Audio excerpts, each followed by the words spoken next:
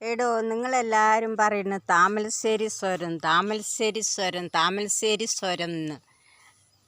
ഇത് കണ്ടവരും കാണാത്തവരും ഒരുപാട് ആൾക്കാരുണ്ടാവും താമരശ്ശേരി സ്വരം എന്ന് പറയുന്നത്.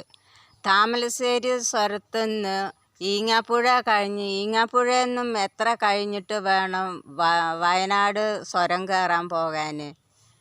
വയനാട് സ്വരം എന്ന് പറഞ്ഞൊക്കെയാണെങ്കിൽ ഫസ്റ്റിലെ സ്വരം ആണ്, ഫസ്റ്റിലെ സ്വരം തൊട്ടിട്ടാണ് വയനാട് സ്വരം.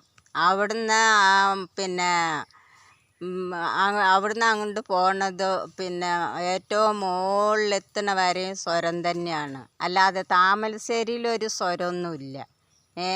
ഈ താമരശ്ശേരി, ഈങ്ങാപ്പുഴ, വയനാട്, കണ്ണൂർ എല്ലാം പോയ ആളാണ് ഞാൻ. ഈ കഴിഞ്ഞ ഒരു കൊല്ലം കഴിഞ്ഞിട്ടില്ല ഈ ഈങ്ങാപ്പുഴ വരെ പോയി വന്നിട്ട്. 5-6 മാസമായിട്ടുള്ളൂ. പിന്നെ വയനാടെന്ന് പറഞ്ഞാൽ വയനാട്ടിലൊക്കെ ഞാൻ പോയി എത്രയോ വർഷങ്ങളായി പോയിട്ടും വന്നും കൊണ്ട് ഇരുന്ന ആളാണ്. ഇപ്പോൾ ചുരുങ്ങിയത് ഒരു 10 വർഷമേ ആയുള്ളൂ വയനാട് പോകാതെ ഇരുന്നിട്ട്.